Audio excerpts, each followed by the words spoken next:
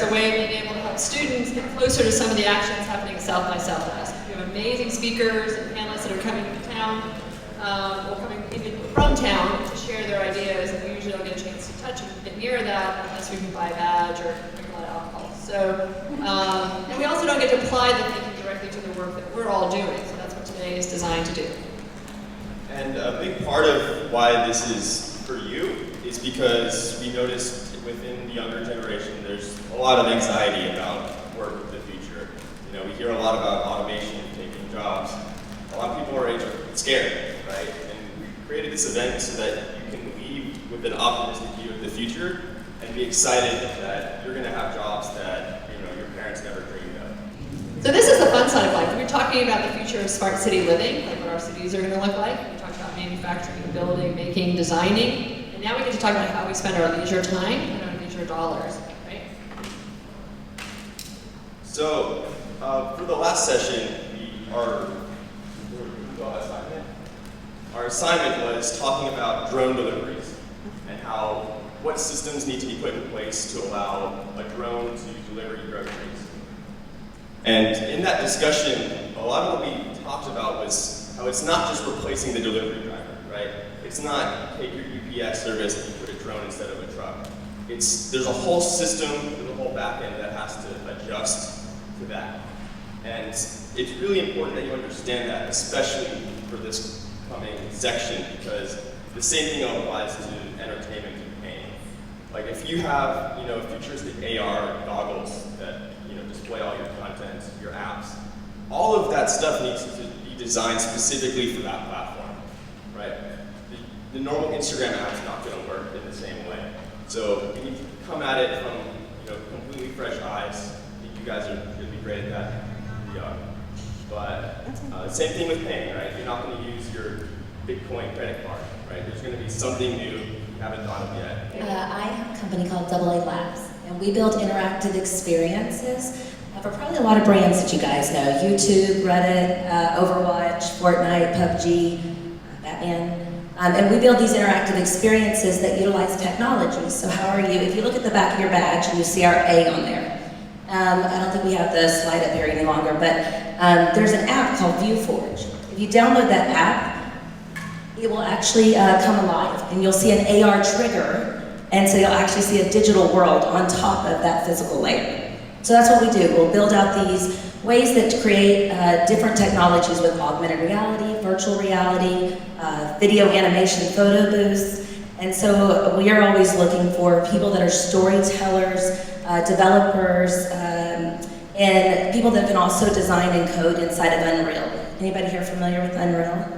Unreal Engine is the base of what Fortnite is actually on. We actually design all of our architectural design, codings, and immersive pop-up experiences in Unreal. I think the thing I love about this panel, when we talk about making and doing, we talk about smart cities, and sometimes we talk about health and the future of health. I feel like there is nothing more relevant today that we're going to talk about than y'all spending your money. And right now, sometimes y'all spending your parents' money. And on your mobile phones and engaging in gaming and interactive, like as digital natives, which is like all you don't know the phone that you pick up and call. Everything you do, your computer is a tiny thing in your hand. You're natively digital. What we're going to talk about today is how this plays not only in today what you do, but what's going to happen in 10 years, how your experience is going to drastically change. Two areas that I'm really working on is retail banking and hospitality and retail. So with the retail banking, we have a great, if you go to YouTube and see RBS and IBM, we've already installed a digital agent that's able to answer questions of how do you open up a checking account, how do you open a banking account, a credit card, what's my balance? So it's able to take a lot of those low-level, low-value questions away from the human, be able to answer that question in a standardized way, because often, let's say the human may be tired, a long day, not well trained, and they may not provide the standard service you're looking for. Once you have an AI that's been trained, it's able to do that 24/7. We're doing this in kind of a scrappy startup. We have 100, 120 people working on this. So a couple of things that I would add to layer onto this is things like shared services, or the fact that there's a lot of code or data sets that already exist out in the world. So some of the things that I think have really helped to be able to say startups can also play in this space is the fact that you can basically take layers of things. You've got now the cloud, you can use Amazon or Google to be able to kind of stack a bunch of things that already exist, and then you can get smart about specializing in something that somebody hasn't done yet, because you don't have to worry about a lot of things that you might have had to build from scratch every time. So that gives a lot of opportunities to say that you guys have the ability to go out there and to be able to find a niche to be able to take something, because you can build on what people have done before. And then from a different angle, I'd really say, again, the data is going to be key to this, and not everybody has to be a data science to be able to be smart about what they're doing with that data. This is sometimes when you're making assumptions about who you think your audience is and you have narrow amounts of data, we call it unconscious bias. You don't realize you're pressing yourself into who you think your audience is. And this is important because the people who are creating technologies aren't necessarily the people who are using the technologies. So as you all are building things, it's really important for you not to just think of who you are and build things around that. It's for you to think about who you're building for and how they're different than you and what's important. You need to talk to them. So we talk about soft skills once again, having conversations that lead you to better understand people and understand the experiences they expect. Yeah, I think the biggest thing is a lot of times people believe the audience is only online, or like we'll do our shopping on Amazon, or we'll play our video games in one forum and watch it only on Twitch. What we'll actually do is we watch it on multiple different platforms, and it's not just a digital audience. We do still want physical experiences. The two actually still need each other.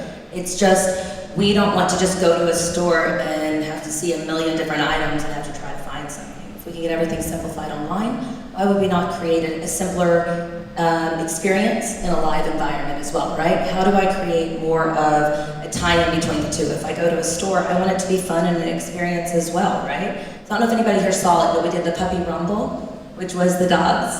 The dogs that, we had 20 dogs that were adopted, or needed to be adopted. And we put them in a map for Overwatch. And it was a brand new map if anybody plays it. And we had worked with pet finders, and we actually had it to where you could adopt dogs live and go on. Over 2.5 hours, we had 12 million people sign on and watch this. We had 300 dogs adopted, which was awesome.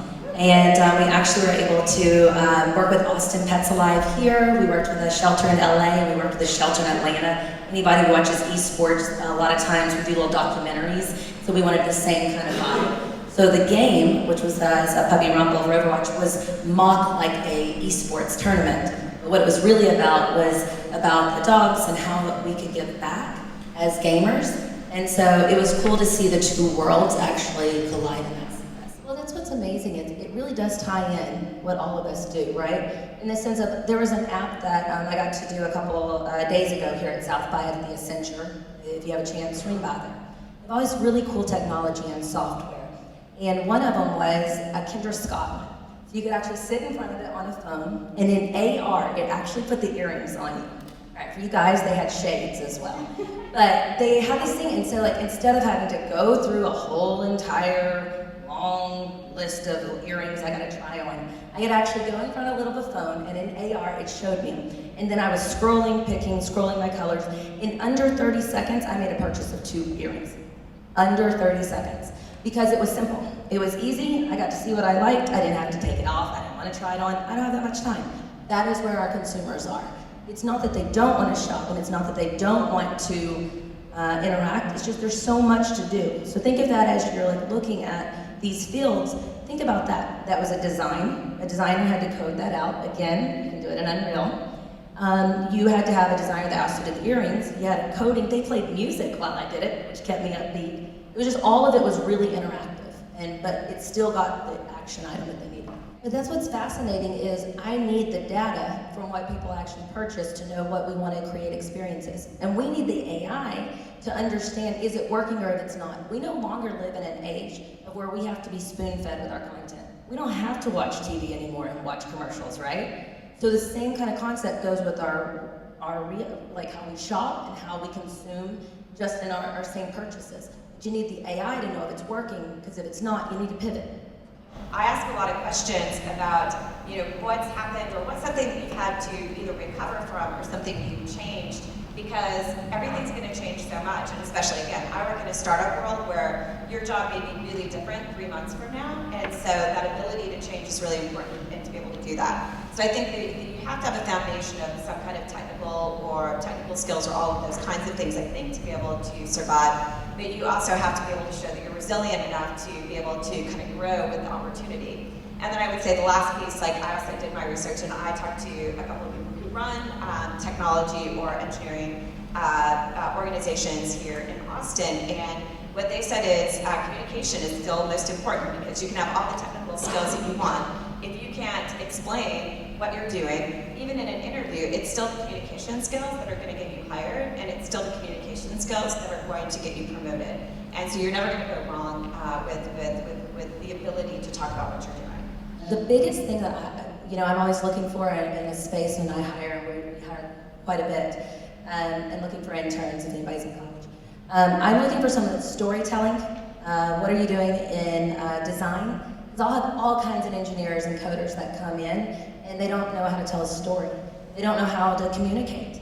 And I promise, even my engineers, if they don't want to get up on stage, they don't have to, but I still need them to understand how a story works. Anybody who's told any kind of movie, if you watch a movie, if you watch TV, if you watch a video game, there's a story there. None of us want to just get on and just play something and it doesn't make sense, right? We care about the lore.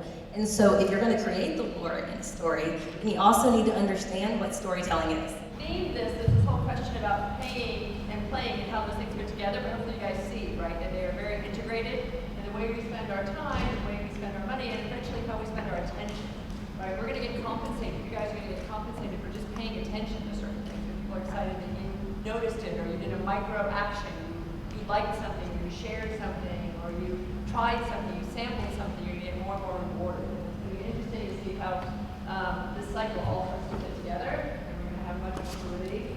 Amber and Becky and I were on a podcast yesterday talking about the future of retail, and it's really fun to think about all the ways in which stuff is going to take shape. As a futurist and a strategist, I realize we don't just have one emotional response. We don't just think, oh, it's all great or it's all scary. We usually have multiple ways in which we think about it, and a lot of it depends on perspective, to be quite honest. So I'm going to show you guys a tool that I use in my work. It's called a riff map. So the idea is when you look at the future, there's probably, I boil it down to 4 emotions. What am I relieved by, inspired by, frustrated by, or fearful of? Right? So if you guys imagine, take a sheet of paper, you guys need more paper on your table. Zane, can you move some paper around? And you draw yourself your own grid like that, right? And you imagine just 2 bullet points. Just give me 2 things that when you look at the future and you've heard about this stuff so far, what are you relieved by? Like you're just like, I don't have to think about that. Somebody's taking care of it. I can move on, right? What are you inspired by? What is something that really excites you that you think you can build with or you can do something with? And then potentially, if you guys don't feel this way, there's some things you're either frustrated by or fearful of.